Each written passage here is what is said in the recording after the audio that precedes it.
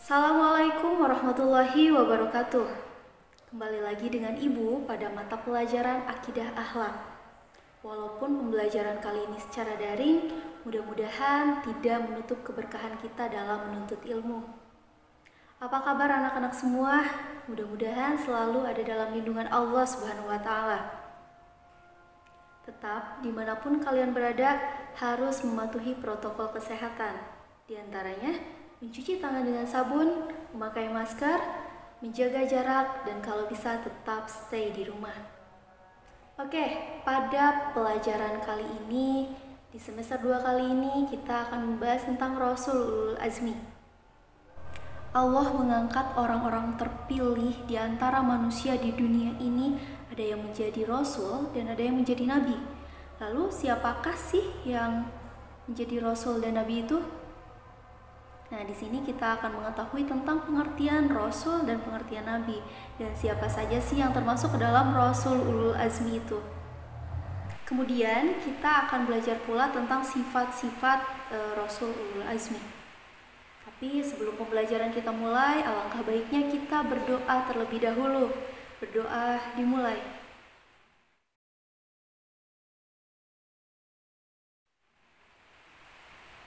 Berdoa selesai. Nah, pada kesempatan kali ini, Ibu akan membahas tentang Rasul Ulul Azmi. Jadi di kelas 8 semester 2 ini kita akan membahas tentang Rasul Ulul Azmi. Apa sih Rasul Ulul Azmi itu? Apa perbedaannya Rasul dengan Nabi? Perbedaan Rasul dengan Nabi, Rasul yaitu seorang laki-laki pilihan yang menerima wahyu dan diperintahkan untuk menyampaikan kepada umatnya. Sedangkan Nabi yaitu seorang laki-laki yang menerima wahyu dari Allah Subhanahu wa Ta'ala, tetapi tidak wajib menyampaikan kepada umatnya. Letak perbedaannya adalah Rasul itu wajib menyampaikan kepada umatnya ketika menerima wahyu, sedangkan Nabi itu tidak wajib menyampaikan kepada umatnya. Jadi Nabi itu hanya untuk dirinya sendiri. Begitu. Nah, dari pendapat tersebut dapat disimpulkan bahwa tugas yang diemban oleh para rasul amatlah sangat berat. Jadi, untuk suksesnya tugas yang dipercayakan Allah kepada para rasul, selain dibekali dengan mukjizat, juga didukung oleh sifat-sifat yang sangat istimewa. Di antara para rasul itu ada yang mendapatkan gelar istimewa, yaitu gelar Ulul Azmi. Kemudian, apa sih itu Ulul Azmi? Pengertiannya apa? Ulul Azmi adalah gelar yang diberikan kepada para rasul yang memiliki kedudukan tinggi atau istimewa karena ketabahan dan kesabaran yang luar biasa dalam menyebarkan agama. Kemudian, siapa saja sih yang termasuk ke dalam Rasul Ulul Azmi itu? Apakah dari 25 Rasul yang wajib kita imani, semuanya menjadi Rasul Ulul Azmi?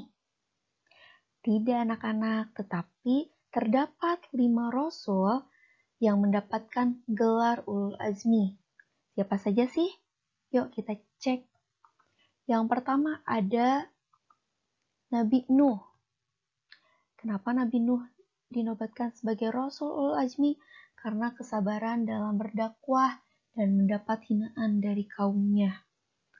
Yang kedua siapa? Yang kedua ada Nabi Ibrahim. Kenapa Nabi Ibrahim mendapatkan gelar Ulul Azmi? Karena kesabaran dan kepatuhannya terhadap Allah. Yang ketiga ada Nabi Musa. Kenapa Nabi Musa mendapatkan gelar Ulul Azmi? Karena sabar dalam menghadapi dan mendakwahi Fir'aun. Yang keempat, ada Nabi Isa.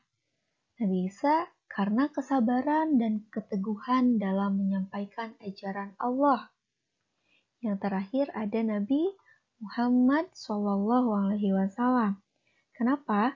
Karena sejak kecil sampai dewasa, Muhammad selalu mengalami masa-masa yang sulit. Begitu anak-anak. Lalu sifat atau kriteria apa saja yang dimiliki oleh Rasulullah Azmi? Yang pertama ada mereka itu memiliki kesabaran yang tinggi ketika berdakwah. Bayangkan oleh kalian, ketika para rasul itu tidak sabar dalam berdakwah, mungkin akan gagal. Maka kesabaran di sini sangatlah penting, yaitu kunci utama sebagai seorang rasul ulul azmi, dan kita wajib mencontoh tentang kesabaran tersebut. Yang kedua, ada senantiasa memohon kepada Allah agar tidak menurunkan azab kepada kaumnya. Saking baiknya para rasul, ketika mereka berdakwah, banyak sekali yang membangkang, banyak sekali yang tidak patuh, yang tidak turut kepada rasul, tapi para rasul itu senantiasa memohon kepada Allah agar tidak menurunkan azab kepada kaumnya. Yang ketiga, senantiasa berdoa agar Allah memberikan hidayah kepada kaum mereka. Jadi, perjuangan para rasul itu tidaklah mudah, tapi sangatlah sulit. Ada kaum yang membangkang, ada kaum yang tidak turut, ada kaum yang sangat nyeleneh, tapi para rasul itu senantiasa berdoa agar Allah memberikan hidayah kepada kaum mereka untuk mengikuti ajaran mereka. Itu adalah salah satu sifat atau kriteria. Nah, baik, sekarang kita akan membahas tentang hikmah dan keteladanan Rasul Ulul Azmi itu apa saja sih? Yuk kita bahas. Nah, sifat apa saja sih yang harus kita teladani dari seorang Rasul Ulul Azmi itu? Di antaranya ada sabar. Sabar menahan emosi dari keinginan, serta bertahan dalam situasi yang sulit dan tidak mengeluh. Kemudian ikhtiar, jika kita ingin sesuatu, maka berusahalah dengan cara ikhtiar. Jangan mengeluh, jangan pantang atau putus asa gitu loh. Yang ketiga ada ikhlas. Ikhlas menerima segala ketentuan yang ditetapkan oleh Allah. Kemudian ada tawakal. Tawakal berserah diri dengan apapun yang ditetapkan oleh Allah. Dan yang terakhir ada teguh pendirian. Nah, selanjutnya ada hikmah keteladanan Rasulul Azmi. Ada 8 di sini yang Ibu rangkum. Yang pertama adalah bertambah iman kepada Allah Subhanahu wa Ta'ala dengan mengetahui bahwa Rasul itu benar-benar manusia pilihannya. Jadi kita harus beriman kepada Rasul Allah. Rukun iman itu ada berapa? Ada 6. Dan iman kepada Nabi dan Rasul itu merupakan rukun iman yang keempat. Tuh. Yang kedua, sabar dan tabah dalam melaksanakan perintah Allah Subhanahu wa Ta'ala dan Rasul-Nya, serta menjauhi segala larangannya. Jelas di Al-Quran sudah dijelaskan tentang apa saja sih yang harus kita patuhi dan harus kita jauhi. Itu sudah tertera dalam Al-Quran. Yang ketiga, ada bersyukur kepada Allah Subhanahu wa Ta'ala atas segala nikmat yang diberikannya. Jelas banyak sekali nikmat yang kadang kita itu tidak menyadari bahwa Allah itu mengasih nikmat kepada kita banyak sekali. Contohnya ngedip, atau misalkan bergerak, atau misalkan apa. Coba deh kalau misalkan kita bayangkan kita ngedip selama 10 detik, gimana rasanya?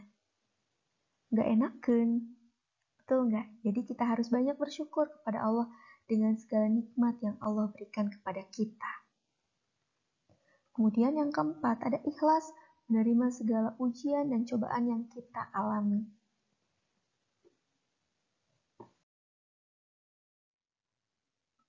Yang kelima, ada mempercayai tugas-tugas yang dibawanya untuk disampaikan kepada umatnya. Jelas tadi kita harus percaya, kita harus beriman kepada Rasul dan Nabi.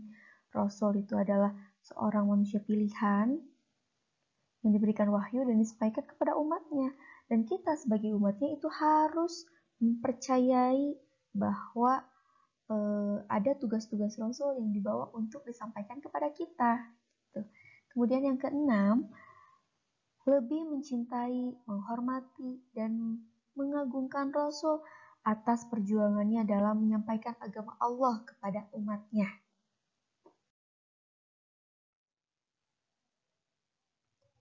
Kemudian yang ketujuh, memperoleh teladan yang baik untuk menjalani hidup.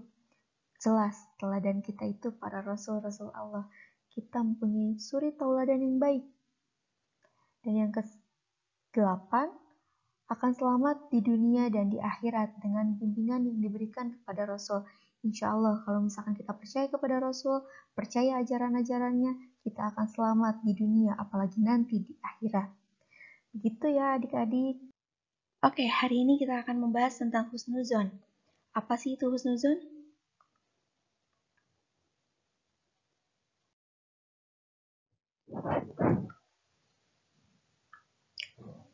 Husnuzon adalah ketika kita lihat pengertian, berarti ada menurut bahasa dan menurut istilah. Husnuzon secara bahasa berasal dari bahasa Arab nih. Husnu yang artinya baik dan zon artinya dugaan, sangkaan atau keyakinan. Atau kalau misalkan kita bahasakan adalah prasangka yang baik. Dan menurut istilah, husnuzon adalah adanya pemikiran yang positif terhadap manusia lain, bahwa setiap manusia itu pasti mempunyai kebaikan yang bermanfaat bagi yang lainnya. Jadi husnuzon itu adalah prasangka yang baik kepada manusia yang lain. Apa sih dalil husnuzon itu? Kenapa kita harus berhusnuzon? Yaitu terdapat dalam Quran Surat Al-Baqarah ayat 237, yang artinya, dan janganlah kamu melupakan keutamaan di antara kamu. Sesungguhnya Allah Maha melihat segala apa yang kamu kerjakan. Setelah tahu nih tadi dalil tentang husnuzon, maka di sini ada hukum husnuzon kepada sesama manusia. Apa saja sih hukumnya? Yang pertama ada wajib, yang kedua ada sunnah, yang ketiga ada jaiz. Hukum husnuzon wajib itu seperti apa? Husnuzon yang wajib itu adalah husnuzon kepada Allah Subhanahu wa Ta'ala dan para Rasul Allah Subhanahu wa Ta'ala. Kenapa? Karena kita harus yakin bahwa Allah Maha Pengasih lagi Maha Penyayang. Kita tidak boleh bersuuzon kepada Allah, mempunyai prasangka yang buruk terhadap Allah. Maka hukumnya wajib mempunyai prasangka yang baik kepada Allah dan para Rasulnya. Yang kedua, ada sunnah. Kepada siapa nih? Kepada saudara-saudaranya yang seiman. Karena sesama muslim itu sama terikat oleh iman dan perjuangan untuk mewujudkan kebaikan melalui ibadah, dakwah, dan amalan soleh lainnya. Jadi kita juga jangan pernah bersuuzon kepada sesama saudara kita. Kita tetap harus berhusnuzon. Gitu. Yang ketiga ada hukum jaiz. Apa itu? Jadi kepada sesama manusia pada umumnya. Karena pada dasarnya semua manusia itu merasa saling membutuhkan dan mempunyai kebaikan. Walaupun misalkan orang itu tidak seiman dengan kita, maka tetap kita harus berhusnuzon kepada mereka. Jadi di sini cakupannya luas ya, sesama manusia pada umumnya.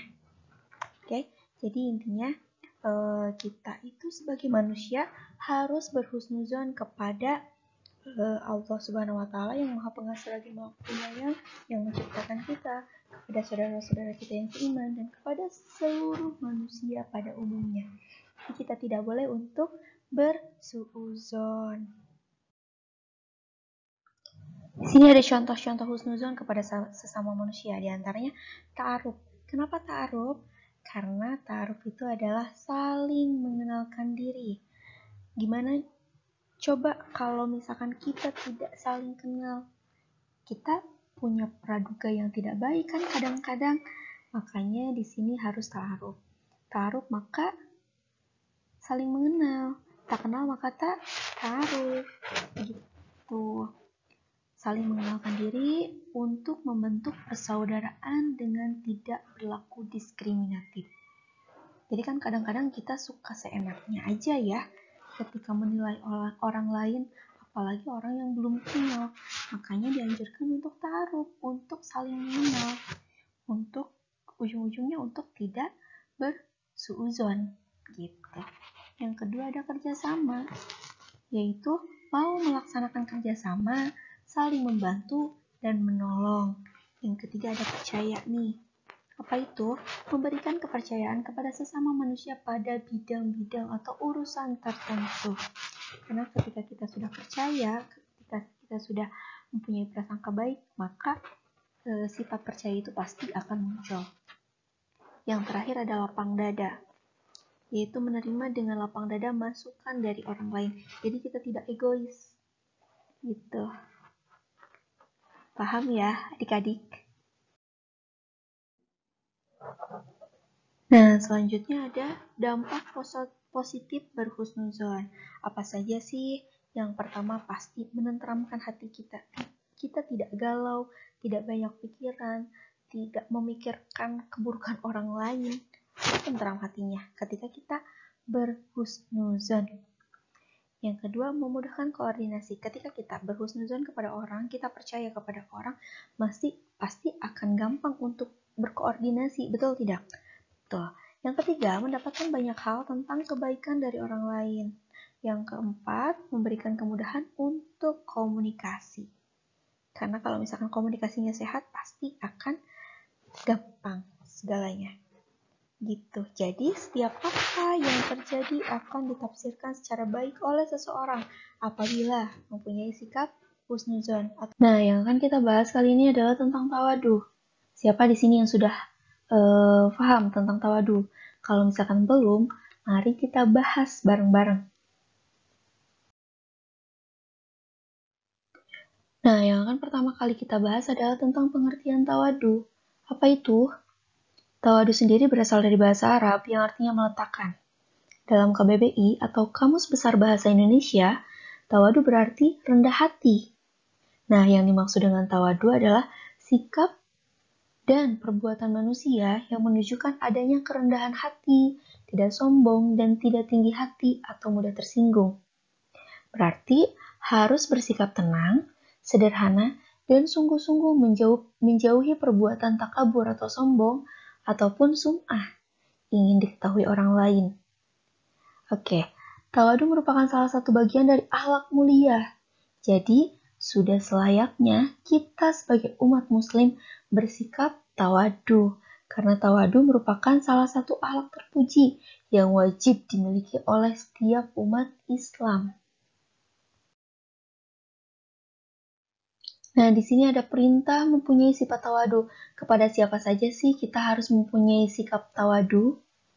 Nah, di sini orang-orang yang tawadhu menyadari bahwa karunia besar yang merupakan karunia dari Allah Subhanahu wa Ta'ala dan sebagai bentuk ujian dari Allah, sehingga bukanlah penampilan yang dikedepankan, namun fungsi Quran. Dan kekayaan bukan jumlah yang diperhitungkan, namun proses cara mendapatkannya itu harus dipikirkan.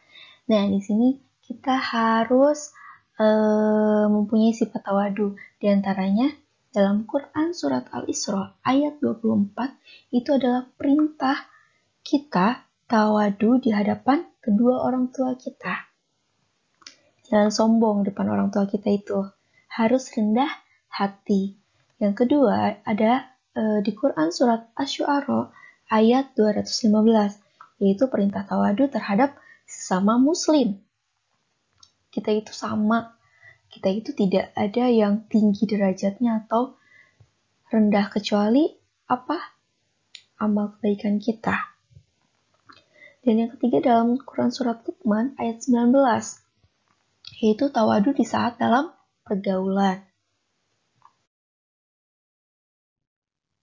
Nah, di sini ada bentuk-bentuk perilaku tawadhu seseorang. Jadi, apa saja sih, gimana sih sikap kita atau perilaku kita yang menunjukkan sikap tawadhu itu? Yang pertama, ada menghormati orang yang lebih tua. Jelas, kalau misalkan umurnya lebih tua dari kita jangan sombong. Karena orang yang lebih tua dari kita itu banyak pengalamannya, banyak ilmunya. Kemudian yang kedua, saya lebih muda atau lebih rendah kedudukannya. Jangan mentang-mentang kita tua, kita merendahkan orang yang lebih muda. Siapa tahu ilmu mereka juga lebih banyak kan? Gitu. Yang ketiga, menghargai pendapat atau pembicaraan orang lain. Harus saling menghargai.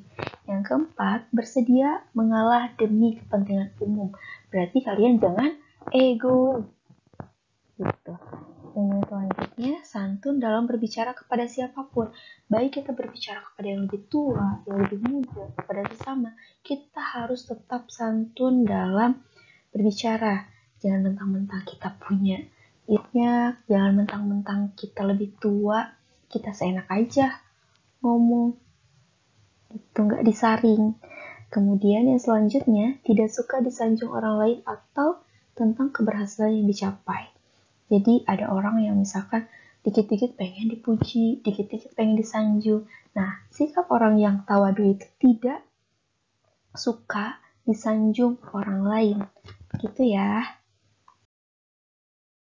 Kemudian ada dampak nggak sih ketika kita bersikap tawadu? Jelas, di sini ada dampak positifnya. Yaitu yang pertama, menimbulkan rasa simpati pihak lain sehingga suka bergaul dengannya. Jelas kalau misalkan kita mempunyai sikap tawadu atau rendah hati, orang-orang itu pasti banyak yang ingin dekat dengan kita. Karena kita tidak sombong. Yang kedua, mempererat hubungan persaudaraan antara dirinya dengan orang lain. Jelas ketika kita mempunyai sikap yang bagus, sikap tawadu, orang-orang lain itu mempererat silaturahimnya. Jangan jadi jauh gitu loh. Yang selanjutnya, mengangkat derajat dirinya sendiri dalam pandangan Allah maupun sesama manusia. Jelas. Kemudian berusaha untuk mengendalikan diri agar tidak menampakkan kelebihan yang dimiliki. Kita harus bisa mengerem supaya tidak terjadi sikap sombong. Kemudian melatih diri untuk dapat menghargai kemampuan orang lain dan tidak meremehkannya. Karena setiap orang itu mempunyai kelebihan dan kekurangan masing-masing. Nah, orang yang punya sikap tawadu itu pasti bisa menahan diri dan dapat pasti menghargai orang lain. Gitu. Dan yang selanjutnya, menyadari sepenuhnya bahwa setiap manusia itu mempunyai kekurangan dan kelebihan. Gitu. Karena kita diciptakan itu sesuai porsinya oleh Allah. Gitu, pasti mempunyai kelebihan dan kekurangan. Tidak ada manusia yang sempurna sekali, kecuali siapa? Kecuali Rasulullah Shallallahu Alaihi Wasallam. Hari ini kita membahas tentang tasamuh. Tasamuh sendiri merupakan salah satu sikap positif yang harus kita miliki. Nah, kalian sudah tahu belum tasamuh itu apa? Yuk kita bahas. Yang pertama tentang pengertian tasamuh. Tasamuh itu berasal dari bahasa Arab yang artinya murah hati dan lapang hati. Dalam KBBI atau Kamus Besar Bahasa Indonesia, tasamuh diartikan lapang dada, keluasan pikiran, dan toleransi. Dalam tasamuh terdapat unsur menghormati, menghargai, dan simpati. Tasamuh ini sangat perlu, apalagi dalam kehidupan bermasyarakat yang bersifat heterogen atau majmuk, terutama dalam kehidupan beragama. Paham? Oke, kalau paham kita lanjut ke dalil-dalil tentang perintah tasamuh. Ada dalil tentang tasamuh, banyak sekali dalil tentang tasamuh. Tapi ibu ambil satu surat saja ya. Di antaranya ada Quran surat Al-Kafirun ayat 1-6. Coba kalian bacakan di rumah ya. Yang artinya, hai orang-orang kafir, aku tidak akan menyembah apa yang kamu sembah, dan kamu bukan penyembah Tuhan yang aku sembah. Dan aku tidak pernah menjadi penyembah apa yang kamu sembah, dan kamu tidak pernah pula menjadi penyembah Tuhan yang aku sembah. Untukmu agamamu, dan untukkulah agamaku. Itu merupakan dalil toleransi. Untukmu agamamu dan untukku agamaku. Jadi tidak ada paksaan ya. Nah, selanjutnya ada bentuk-bentuk tasamuh. Yang pertama, yaitu tidak ada paksaan dalam memilih agama. Sesuai dengan Quran surat Al-Baqarah ayat 256. Yang artinya tidak ada paksaan untuk memasuki agama Islam. Sesungguhnya telah jelas jalan yang benar daripada jalan yang sesat. Itu menunjukkan bahwa di Islam itu tidak ada paksaan untuk memilih agama. Orang itu bebas. Tetapi ingat, Allah itu sudah berfirman bahwa sesungguhnya telah jelas jalan yang benar daripada jalan yang sesat. Ihdinas siratal mustaqim. Tapi tetap, dalam agama Islam tidak ada paksaan dalam memilih agama. Begitu. Yang kedua, tidak memaksakan kepentingan dan keinginan. Manusia nih diciptakan oleh Allah dengan bermacam kepentingan dan keinginan. Sebaiknya kita tidak memaksakan kepentingan dan keinginan kita untuk selalu sama dengan yang lainnya. Itu adalah salah satu sifat tasamuh yang perlu dibangun dalam diri kita. Begitu ya. Yang ketiga, ada menghormati dan menghargai perbedaan. Demikian pula dengan adanya perbedaan potensi dan keahlian. Yang satu misalnya mempunyai kelebihan dan yang satu mempunyai kekurangan. Dan semakin dirasa perlu adanya sikap tasamuh untuk memudahkan tercapainya kepentingan bersama. Contohnya misalkan si A mempunyai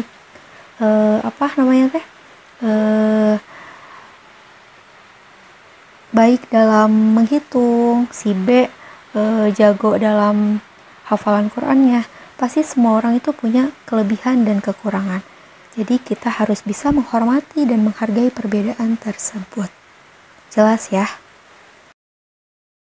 Kemudian selanjutnya, perilaku apa saja sih yang mencerminkan bahwa kita itu mempunyai sikap yang tasamuh? Yang pertama ada tidak memaksakan agama kepada orang lain. Jadi kita jangan maksa-maksa orang lain untuk sama dengan kita agamanya, atau misalkan sama dengan kita keinginannya, jelas berbeda. Jadi kita tidak boleh memaksakan agama kepada orang lain karena ada batasan tertentu. Sebagai seorang muslim dan sudah yakin bahwa hanya Islamlah agama yang benar yang diridhoi oleh Allah Subhanahu wa taala. Namun dalam berdakwah, seorang muslim tetap memberikan kesempatan orang lain untuk berpikir mengenai kebenaran. Begitu ya. Yang kedua, tidak menghalangi hak orang lain walaupun dalam perasaannya terdapat rasa benci karena akhlaknya yang tercela. Gitu ya. Yang ketiga, memberikan kesempatan kepada orang lain untuk memanfaatkan fasilitasnya. Misalnya, seseorang karena faktor tertentu berkemauan untuk menanam pohon di kebunnya. Seperti itu.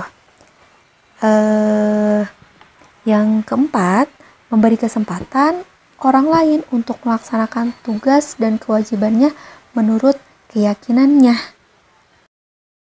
Nah, selanjutnya ada hikmah tasamuh atau hikmah berperilaku tasamuh. Yang pertama, dapat memberikan kesejukan jiwa, baik ke dalam diri kita maupun kepada orang lain. Yang kedua, menimbulkan sikap dan perangai yang mulia, jelas. Yang ketiga, mendapatkan teman yang semakin banyak. Yang keempat, timbul rasa tenang pada diri sendiri dan orang lain. Kemudian selanjutnya, memudahkan penyelesaian persoalan yang nampak sulit bagi orang lain. Kemudian, memudahkan mendapatkan relasi. Kemudian, memudahkan penyelesaian persoalan yang nampak sulit bagi orang lain. Itu adalah salah satu hikmah ketika kita berperilaku tasamuh. Sekarang kita akan membahas tentang pengertian ta'awun. Terbagi ke dalam dua, ada menurut bahasa dan menurut istilah. Ta'awun menurut bahasa yaitu saling membantu atau saling menolong. Kemudian secara istilah yaitu sikap atau perilaku membantu orang lain. Jadi ketika kita saling membantu atau kita membantu orang lain yang kesusahan, itu merupakan pengertian dari ta'awun. Paham kan? Selanjutnya ada dalil ta'awun, termaktub dalam Quran Surat Al-Maidah ayat 2. Dan tolong menolonglah kamu dalam perkara kebaikan dan ketakwaan, dan janganlah kamu tolong menolong dalam perkara dosa atau permusuhan. Di sini dijelaskan bahwa tolong menolong itu sangat dianjurkan. Akan tetapi yang membedakan kalian harus tolong menolong dalam hal kebaikan. Jangan sampai tolong menolong dalam hal permusuhan atau dalam hal dosa. Gitu, paham kan? Kemudian dalam Quran Surat Az-Zukhruf ayat 32, apakah mereka yang membagi-bagi rahmat Tuhanmu? Kami telah menentukan antara mereka penghidupan mereka dalam kehidupan dunia, dan kami telah meninggikan sebahagian mereka atas sebagian yang lain beberapa derajat, agar sebagian mereka dapat mempergunakan sebagian yang lain dari rahmat Tuhanmu lebih baik dari apa yang mereka kumpulkan. Jadi jelas di sini bahwa tolong-menolong itu sangat dianjurkan, tetapi kalian harus ingat, tolong-menolong dalam hal kebaikan dan dalam hal ketakwaan, bukan dalam hal dosa atau dalam hal permusuhan.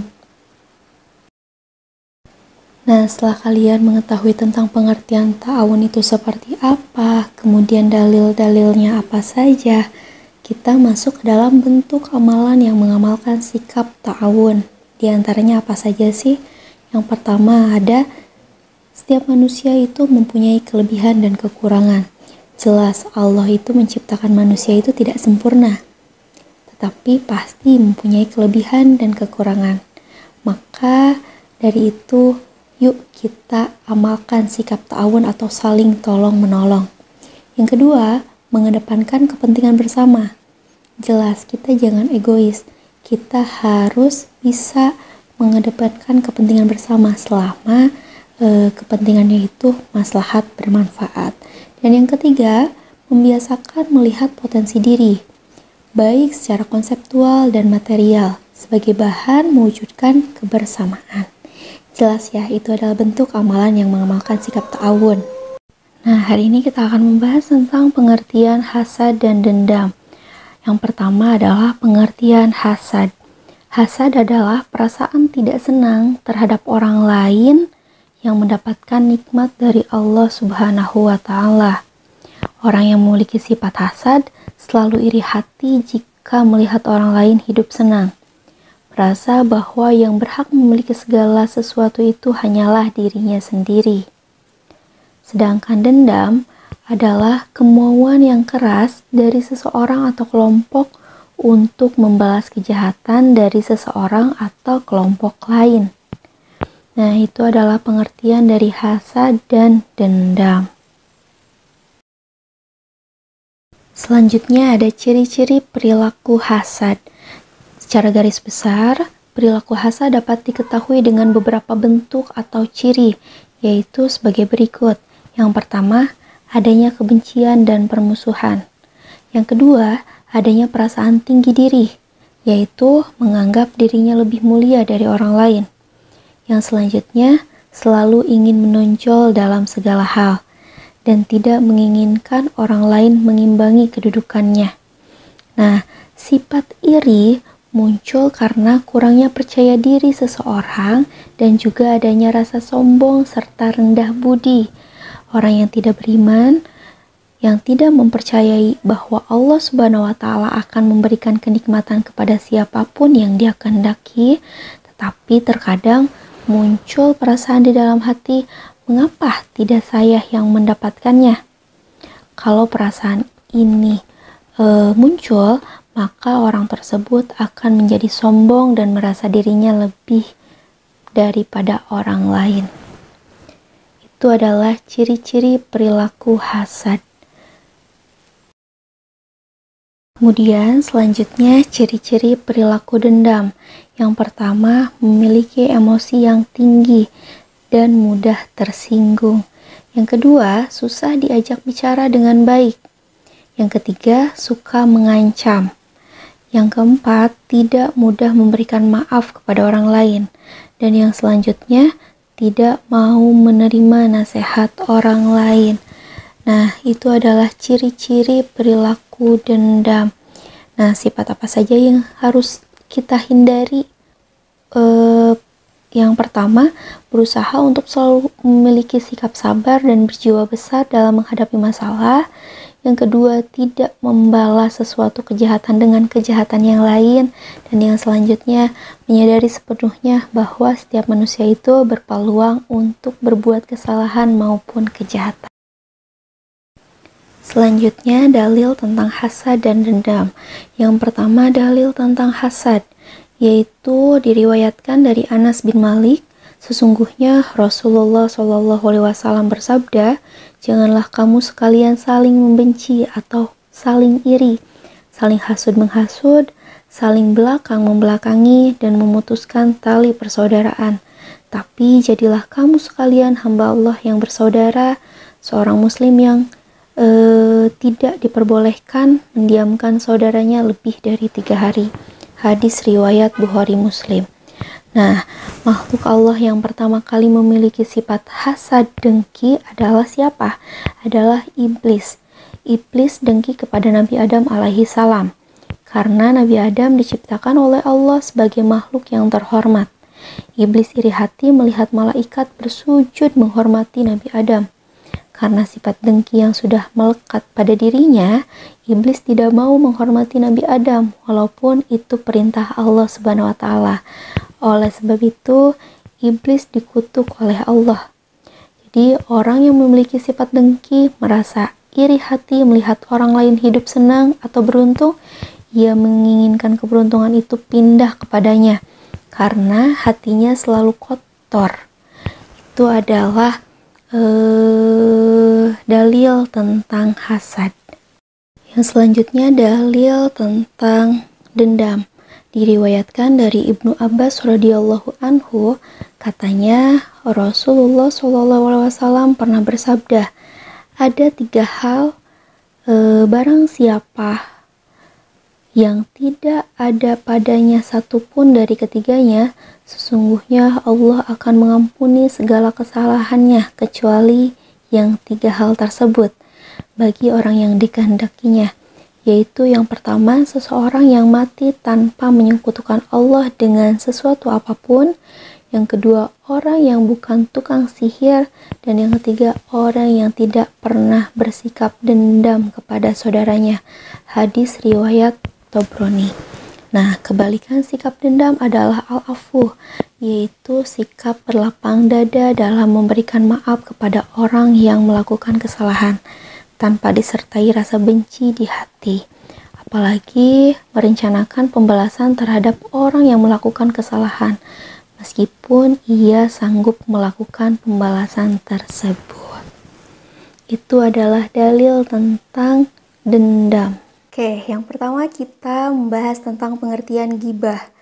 Ghibah artinya yaitu mengumpat atau menggunjing, yaitu perbuatan atau tindakan yang membicarakan aib orang lain.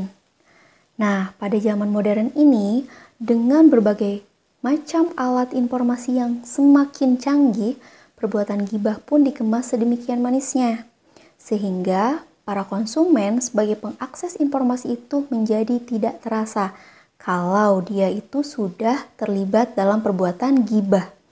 Islam sendiri melarang perbuatan ini untuk dilakukan. Karena apa? Karena kalaupun informasi atau berita yang dilontarkan itu benar, tetap akan menyakiti hati orang lain. Apalagi kalau berita itu salah, bisa menimbulkan fitnah. Itu pengertian dari ghibah. Jadi anak-anak sekalian, jangan pernah kalian menggunjing atau mengumpat atau tindakan yang membicarakan aib orang lain, karena bisa menimbulkan fitnah. Al-fitnatu asyadu minal qatl. Jadi fitnah itu lebih kejam daripada apa? Pembunuhan. Oke, jangan gibah ya berarti. Paham kan? Selanjutnya yaitu dalil tentang gibah, yaitu tertera dalam Quran surat Al-Ahzab ayat 58, yang artinya, dan orang-orang yang menyakiti orang-orang mukmin, baik itu laki-laki ataupun perempuan, tanpa ada kesalahan yang mereka perbuat, maka sungguh mereka telah memikul kebohongan dan dosa yang nyata. Jadi bisa disimpulkan dan ditarik pelajarannya, yaitu perbuatan gibah itu sangat merusak hubungan. Yaitu hubungan apa saja? Hubungan persahabatan, hubungan persaudaraan, dan bahkan bisa merusak persatuan dan kesatuan bangsa. Itu bahaya tentang gibah. Jadi diusahakan kita jangan pernah mengulik aib orang lain, menggunjing, bahkan berburuk sangka kepada orang lain, bahkan membicarakan keburukan orang lain. Oke, selanjutnya yaitu sebab-sebab timbulnya ghibah. Nah, di sini ada 3. Yang pertama, ingin menghilangkan perasaan marah. Jika telah melampiaskan marahnya, ia merasa puas. Yang kedua, kemegahan diri. Jadi seseorang yang ingin dikatakan hebat dan mewah atau megah. Dan yang selanjutnya, menganggap orang lain lemah, rendah, dan hina. Tapi ingat, tidak semua membicarakan orang lain itu ghibah. Nah, di sini ada beberapa yang bukan termasuk perilaku ghibah, karena dilakukan demi kebaikan bersama dan harus dengan cara yang baik pula. Di antaranya apa saja sih? Yang pertama, melaporkan kejahatan kepada pihak-pihak yang berwenang, seperti polisi, jaksa, untuk proses penyidikan. Yang kedua, mengungkapkan kejahatan dengan tujuan perlindungan masyarakat dari kejahatan itu. Jelas. Yang selanjutnya, menjelaskan keburukan ahli maksiat dan ahli bid'ah, agar masyarakat Islam selamat dari keburukannya. Dan yang terakhir, membicarakan keburukan orang lain dalam upaya mencari jalan keluar untuk amar ma'ruf nahi mungkar. Oke, yang pertama kita masuk ke dalam pengertian fitnah. Fitnah adalah perkataan yang bermaksud menjelekan orang lain, seperti menodai nama baik, merugikan kehormatan orang lain. Itu pengertian dari fitnah. Nah, biasanya orang yang suka memfitnah itu orang yang pengecut. Dia tidak senang melihat orang lain hidup senang atau bahagia. Ia berupaya agar orang lain jatuh ke dalam kebinasaan. Jadi, mudah-mudahan kita terhindar dari sifat yang suka memfitnah orang lain. Karena fitnah itu lebih kejam daripada pembunuhan. Na'udzubillahi min zalik. Nah, selanjutnya ada sebab-sebab fitnah atau sebab-sebab yang menimbulkan fitnah. Di antaranya apa saja sih? Yang pertama, berupa tekanan orang atau pihak lain. Yang kedua, berupa hukuman. Yang ketiga, berupa pemberian Allah baik dan buruk. Dan yang terakhir, berupa anak dan harta. Kenapa anak dan harta? Sesuai dengan firman Allah, Quran Surat Al-Anfal ayat 28, dan ketahuilah bahwa hartamu dan anak-anakmu itu hanyalah sebagai cobaan atau fitnah. Dan sesungguhnya di sisi Allah adalah pahala yang besar. Nah, setelah tahu sebab-sebab timbulnya fitnah, maka ada dampak negatif fitnah. Kira-kira fitnah itu menimbulkan dampak negatif apa saja sih? Yang pertama kita lihat ada mendapat ancaman Allah Subhanahu wa Ta'ala akan siksa neraka yang sangat pedih. Jelas ketika kita melakukan fitnah kepada orang lain, maka siap-siap Allah akan menurunkan siksa yang sangat pedih nanti di hari akhir, yaitu di mana? Di neraka. Itu janji Allah. Yang kedua, rusaknya kehidupan masyarakat karena adanya kecurigaan antara yang satu dengan yang lainnya. Yang ketiga, terpecahnya persatuan masyarakat yang dapat memicu timbulnya beberapa kelompok yang mendukung maupun yang menentang. Itu dampak-dampak negatif dari fitnah. Jadi selain menghancurkan nama baik orang tersebut, maka dapat terpecah persatuan masyarakat, rusaknya kehidupan masyarakat, karena ada curiga antara yang satu dengan yang lainnya. Nauzubillah, semoga kita terhindar dari perbuatan fitnah dan orang yang fitnah kita. Nah, setelah tadi kita mengetahui tentang dampak negatif fitnah dan mudah-mudahan kita terhindar dari perilaku fitnah atau orang yang suka memfitnah atau orang yang difitnah, maka di sini ada cara menghindari perilaku fitnah. Di antaranya bergaul dengan baik kepada semua orang dan tidak pilih-pilih. Yang kedua, saling mengingatkan apabila pembicaraan sudah mengarah kepada perbuatan fitnah. Jadi, kita harus saling mengingatkan. Yang ketiga, mau menyampaikan dan menerima kritik dengan cara langsung dan jelas kepada yang bersangkutan dan tidak menyebarkannya kepada orang lain yang tidak ada kaitannya. Yang keempat, waspada terhadap informasi dan mencari kejelasan dan kebenaran informasi supaya kita tidak salah dalam mengambil sikap dan keputusan. Itu adalah salah satu cara untuk menghindari perilaku fitnah. Paham kan? Mudah-mudahan kalian paham ya. Dan semoga kita bisa menghindari perilaku fitnah. Nah, hari ini kita akan membahas tentang adab bersosial media. Tentu saja kenapa perlu dibahas karena sejatinya pada zaman sekarang ini sosial media sangat lekat dengan kehidupan sehari-hari. Makanya kita harus tahu tentang adab bersosial media. Yang akan kita bahas pertama kali adalah tentang pengertian media sosial. Menurut Kamus Besar Bahasa Indonesia Online, media secara harfiah berarti alat atau sarana komunikasi seperti koran, majalah, radio, televisi, film, poster, dan spanduk. Sedangkan kata sosial berarti berkenaan dengan masyarakat. Paham nggak? Mudah-mudahan kalian paham tentang pengertian dari media sosial. Jadi apa sih itu media sosial? Media sosial itu adalah sebuah media online dengan para penggunanya bisa dengan mudah berpartisipasi, berbagi dan menciptakan isi meliputi blog, jejaring sosial, forum, dan dunia virtual. Blog jejaring sosial merupakan bentuk media sosial yang paling umum digunakan oleh masyarakat di seluruh dunia. Jika media tradisional menggunakan media cetak seperti koran, majalah, buletin, dan lain-lain, dan media broadcast seperti radio, televisi, maka media sosial menggunakan internet. Media sosial mengajak siapa saja yang tertarik untuk berpartisipasi dengan memberi kontribusi dan umpan balik secara terbuka, memberi komentar, serta membagi informasi dalam waktu yang cepat dan tak terbatas. Itu adalah merupakan media sosial. Selanjutnya, ada jenis-jenis media sosial. Di sini, seorang Andreas membagi berbagai jenis media sosial ke dalam 6 jenis. Yang pertama ada collaborative projects.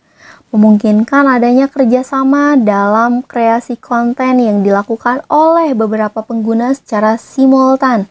Misalnya adalah Wikipedia. Yang kedua ada blogs. Blogs merupakan salah satu bentuk media sosial yang paling awal yang tumbuh sebagai web pribadi. Yang ketiga ada content communities.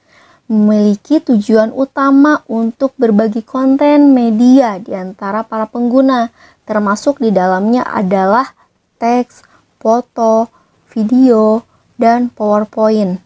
Para pengguna tidak perlu membuat halaman profil pribadi. Selanjutnya ada social networking sites. Memungkinkan para pengguna untuk terhubung dengan menciptakan informasi profil pribadi dan mengundang teman serta kolega untuk mengakses profil dan untuk mengirim surat elektronik serta pesan instan. Dan selanjutnya yaitu ada Virtual Games World, merupakan platform untuk merefleksikan lingkungan ke dalam bentuk 3 dimensi yang membuat para pengguna tampil dalam bentuk avatar pribadi dan berinteraksi berdasarkan aturan-aturan permainan. Dan yang terakhir ada Virtual Social World, memungkinkan para inhabitan untuk memilih perilaku secara bebas dan untuk hidup dalam bentuk avatar dalam sebuah dunia virtual yang sama dengan kehidupan nyata. Contohnya adalah Second Life. Itu adalah jenis-jenis media sosial. Nah, setelah minggu kemarin kita membahas tentang pengertian dari media sosial itu apa, sekarang kita bahas tentang dampak positif, dampak negatif dari media sosial tersebut. Di antaranya yang pertama dampak positif. Apa saja sih dampak positif dari media sosial? Yang pertama, bisa dimanfaatkan untuk media promosi, baik iklan dan pemberitahuan secara up to date dan manfaat hiburan lainnya. Seperti kuis, game, dan lain-lain. Bisa menambah pengetahuan kita tentang teknologi maupun hal umum. Yang kedua, sebagai sarana untuk mengembangkan keterampilan dan sosial. Dan yang ketiga, dengan menggunakan jejaring sosial, kita bisa berkomunikasi dengan siapa saja, bahkan dengan orang yang belum kita kenal sekalipun dari berbagai penjuru dunia.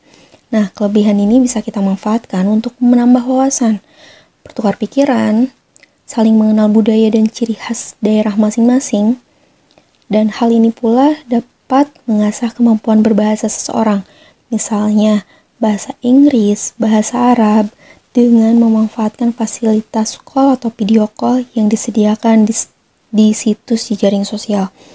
Jadi, kita bisa bersilaturahim dengan orang di luar kota, di luar pulau, bahkan di luar negeri.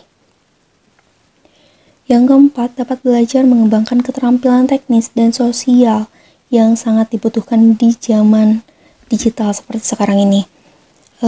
Mereka akan belajar bagaimana cara beradaptasi, bersosialisasi dengan publik, dan mengelola jejaring pertemanan.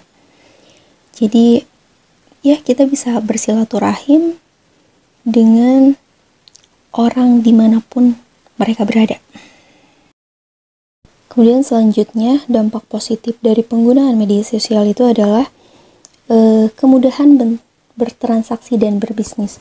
Jadi kita bisa berbisnis di dalam rumah sekalipun. Kemudian yang selanjutnya, kemudahan memperoleh informasi. Kita misalkan mau kuliah di Kairo, di Al-Azhar, atau dimanapun, atau sekolah di luar negeri, kita nggak perlu jauh-jauh ke luar negeri, tapi kita bisa memperoleh informasi melalui media sosial tersebut. Kemudian, yang selanjutnya, media untuk mencari informasi atau data. Dan yang terakhir, situs jejaring sosial membuat anak dan remaja menjadi lebih bersahabat, perhatian, dan empati. Jadi, biasanya, apalagi di zaman pandemi sekarang, kita bersilaturahim itu lewat media sosial karena kita harus social distancing, jaga jarak. Jadi tidak menutup kemungkinan karena kita mempunyai media sosial, kita masih tetap bisa bersilaturahim dengan kawan, kerabat, dan sahabat. Nah, kemudian di samping dampak positifnya, media sosial juga berpengaruh negatif jika tidak digunakan sesuai norma atau aturan yang ada. Di antaranya dampak negatif dari media sosial antara lain, yang pertama, kecanduan. Situs jejaring sosial seperti Facebook, Instagram, dan lain-lain juga bisa membahayakan kesehatan karena memicu orang untuk mengisolasikan diri. Kemudian yang kedua, berkurangnya perhatian terhadap keluarga karena sibuk terus main handphone. Kemudian yang selanjutnya, tergantikan kehidupan sosial. Yang keempat, tersebarnya data penting yang tidak semestinya. Contohnya misalkan ketika kita mau membuat akun Instagram, biasanya kan suka diminta akses data dan lain-lain. Itu kan bisa menyebarkan data penting kita. Kemudian, membuat prestasi pelajaran kita semakin menurun. Karena apa? Karena bukannya belajar, tetapi malah sibuk main game online, sibuk Facebookan, sibuk Instagraman, sibuk chattingan, dan sampai lupa waktu, sampai lupa belajar. Padahal di dalam media sosial banyak sekali wawasan yang bisa kita gali. Dan selanjutnya, tumbuhnya sikap hedonisme dan konsumtif. Kemudian selanjutnya ada kerusakan fisik juga sangat mungkin terjadi karena Seseorang yang menghabiskan waktunya di depan komputer akan jarang berolahraga, sehingga kecanduan aktivitas ini dapat menimbulkan kondisi fisik yang lemah, bahkan sampai obesitas loh. Kemudian yang selanjutnya, kejahatan dunia maya, cybercrime. Selanjutnya, anak dan remaja menjadi malas belajar, berkomunikasi di dunia nyata. Jelas sekali, karena kita mainnya di dunia maya. Jadi ketika kita bersilaturahim secara langsung di dunia nyata itu agak menjadi malas. Bukan malah ngobrol, tetapi sibuk main HP. Kemudian yang selanjutnya, situs jejaring sosial akan membuat anak dan remaja lebih mementingkan diri sendiri. Selanjutnya, tidak ada aturan ejaan dan tata bahasa di jejaring sosial. Makanya perlu pengawasan orang tua dan orang dewasa tentunya ketika anak bermain media sosial, karena tidak ada aturan ejaan dan tata bahasa. Kemudian yang selanjutnya ada pornografi, penipuan, carding, dan perjudian. Jelas bahwa ketika tidak ada pengawasan dari orang tua, maka siap-siap anak akan kecanduan pornografi, bisa jadi nanti terlibat penipuan atau perjudian, nauzubillah. Makanya tugas orang dewasa, baik orang tua ataupun guru itu memantau anak didiknya atau anaknya itu dalam menggunakan media sosial agar dampak negatif dari penggunaan media sosial itu bisa dinetralkan.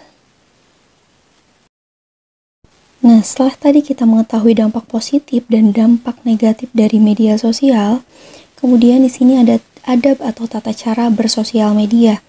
Yang pertama sih kita harus tabayun. Tabayun itu apa sih? Tabayun itu check and recheck. Jadi sebelum kita bermedia sosial, kita harus cek dan recheck kebenarannya, sehingga nanti bisa menyampaikan informasi itu dengan benar. Karena Islam juga mengajarkan membuat opini yang jujur didasarkan atas bukti dan fakta, lalu diungkapkan dengan tulus. Tidak merekayasa atau memanipulasi fakta, serta menahan diri untuk tidak menyebarluaskan informasi tertentu di media sosial yang fakta atau kebenarannya belum diketahui dengan pasti. Kemudian selanjutnya menghindari prasangka suudzon atau buruk sangka, baik itu ghibah, fitnah, tajasus. Kemudian selanjutnya meneliti fakta. Jadi kita harus teliti dulu faktanya ini benar atau tidak. Karena kalau misalkan kita menyebarkan fakta yang salah, sama saja kita telah melakukan hoax. Kemudian menghindari namimah atau mengadu domba. Jadi jangan sampai kita membuat postingan atau apapun dengan mengadu domba atau namimah. Yang selanjutnya menghindari sukriyah. Yang selanjutnya yang terakhir yaitu bijak dalam bermedia sosial. Nah, menghindari sukriyah itu adalah menghindari untuk melecehkan seseorang. Jadi sukriyah itu adalah melecehkan. Jadi kita tidak boleh melecehkan seseorang, baik itu di dunia nyata maupun di dunia maya. Nah, sekarang kita membahas bab terakhir yaitu tentang keteguhan iman sahabat Abu Bakar As-Siddiq. Nah, nama Abu Bakar As-Siddiq radhiyallahu anhu tidak asing lagi bagi sekalian umat Islam, baik dahulu maupun sekarang. Dialah manusia yang dianggap paling agung dalam sejarah Islam sesudah Rasulullah Shallallahu Alaihi Wasallam. Beliau merupakan khalifah pertama, yaitu pengganti Rasulullah Shallallahu Alaihi Wasallam setelah Rasulullah Shallallahu Alaihi Wasallam wafat. Sini Rasulullah Shallallahu Alaihi Wasallam pernah menyanjungi sahabatnya itu dengan sabdanya, jika ditimbang iman Abu Bakar As-Siddiq dengan iman sekalian umat Islam, maka akan lebih berat iman Abu Bakar As-Siddiq. Mengapa demikian? Karena di antara jawabannya itu adalah beliau tidak pernah mencintai dunia ini. Cintanya pada Allah dan Rasul-Nya itu melebihi cintanya terhadap apapun. Maka yang bisa diambil dari keteguhan iman seorang Abu Bakar As-Siddiq itu, beliau tidak pernah menduakan Allah karena Allah tidak senang didua. Jadi jelas kenapa keimanan Abu Bakar itu lebih berat daripada keimanan umat muslim semuanya jika ditimbang, karena Abu Bakar As-Siddiq itu tidak pernah mencintai dunia. Cintanya khusus kepada Allah dan Rasul-Rasulnya. Setelah ia masuk Islam, dia telah menginfakkan 40.000 dinar untuk kepentingan sedekah dan memerdekakan budak. Masya Allah, semoga kita menjadi salah seorang ahli sedekah seperti seorang Khalifah Abu Bakar As-Siddiq. Karena dengan sedekah insya Allah rezeki kita akan mengalir. Dan memerdekakan budak. Jelas untuk sekarang itu, di zaman sekarang sudah tidak ada budak mungkin ya. Cuman yang bisa kita petik dari keteladanan beliau adalah kita jangan lupa untuk bersedekah. Sedekah kepada orang yang membutuhkan, ada fakir, miskin, anak yatim, dan lain-lain. Kemudian kemuliaan akhlaknya, kemurahan hatinya dalam mengorbankan harta, benda, dan kekayaannya, kebijaksanaannya dalam menyelesaikan masalah umat, ketenangannya dalam menghadapi kesukaran, kerendahan hatinya ketika berkuasa, serta tutur bahasanya yang lembut lagi, menarik, adalah sukar dicari bandingannya, baik dahulu maupun sekarang. Dialah tokoh sahabat terbilang yang paling akrab dan paling disayangi oleh Rasulullah SAW. Nah, sekarang kita akan membahas tentang sifat keteladanan Abu Bakar As-Siddiq. Ada beberapa sifat yang harus kita teladani dari sosok seorang Abu Bakar As-Siddiq. Yang pertama, yaitu beliau tidak pernah berpikir dua kali untuk memberikan hartanya demi kepentingan Islam. Yang kedua, mencintai Rasulullah SAW dengan segenap jiwa raganya. Yang ketiga, selalu percaya pada ucapan Rasul tanpa rasa ragu sedikit pun. Yang keempat, bertanggung jawab dan jujur sebagai pemimpin sesuai dengan julukannya, yaitu As-Siddiq. Dan yang terakhir, mempunyai komitmen kuat membangun nilai-nilai Islam meski Rasul telah wafat. Nah, sekarang kita akan membahas satu-satu. Yang pertama, beliau tidak pernah berpikir dua kali untuk memberikan hartanya demi kepentingan Islam. Ini gimana sih, Bu? Nah, Abu Bakar sudah dikenal sebagai pedagang kaya yang sukses sejak usia muda. Sifatnya yang ramah dan jujur membawa perdagangannya sampai ke Yaman. Nah, sosok Abu Bakar sangat dihormati oleh warga Quraisy.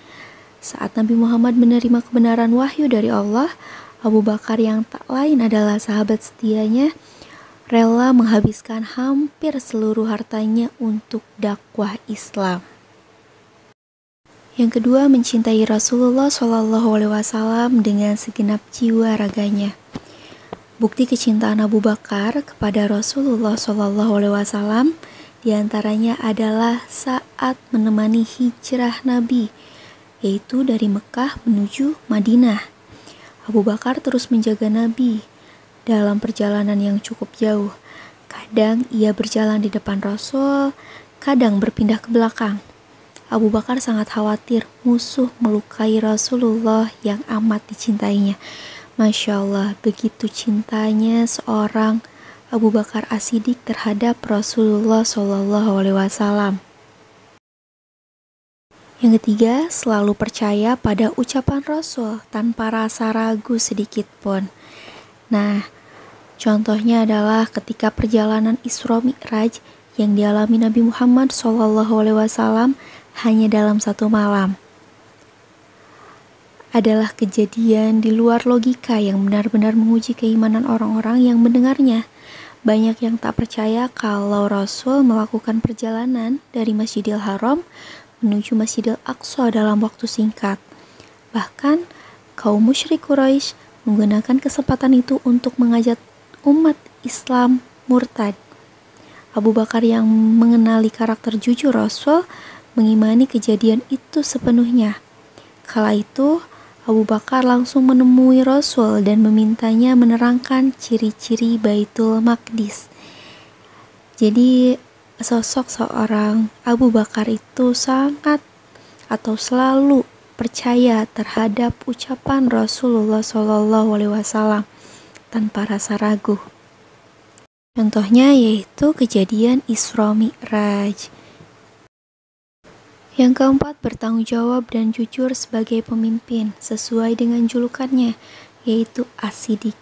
Jadi paham ya kenapa Abu Bakar diberi gelar As-Siddiq, yaitu beliau sosok seorang yang bertanggung jawab dan jujur sebagai pemimpin. Nah, sepeninggal Rasul, Abu Bakar As-Siddiq diangkat sebagai khalifah yang memimpin rakyatnya. Sifat jujurnya yang menonjol membuat keluarga Abu Bakar hidup dengan sederhana. Abu Bakar tidak ingin menggunakan kepemimpinannya untuk menikmati fasilitas negara. Masya Allah. Dan yang terakhir, beliau mempunyai komitmen kuat membangun nilai-nilai Islam meski Rasulullah telah wafat. Nah, sepeninggal Rasul, Abu Bakar diangkat sebagai khalifah, yaitu kisaran waktu 632 sampai 634 Masehi, yang kekuasaannya berlangsung selama 2 tahun 5 bulan 11 hari. Cukup banyak masalah yang terjadi dalam negeri akibat wafat baginda, seperti munculnya nabi palsu, orang-orang yang enggan berzakat, bahkan ada sebagian muslim yang murtad.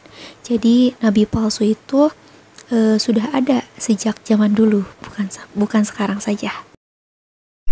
Alhamdulillahirrabbilalamin, pembelajaran hari ini telah selesai. Mudah-mudahan kalian dapat mencerna apa yang Ibu jelaskan tadi. Sebagai bahan evaluasi, coba kalian sebutkan keteladanan apa saja sih yang bisa kita ambil dari sosok seorang Abu Bakar As-Siddiq. Nah, kalau misalkan sudah, kita tutup pembelajaran hari ini dengan pembacaan hamdalah bersama-sama. Alhamdulillahirrabbilalamin. Akhir kata, Ibu ucapkan wallahul muwaffiq ila aqwamit thoriq. Assalamualaikum warahmatullahi wabarakatuh.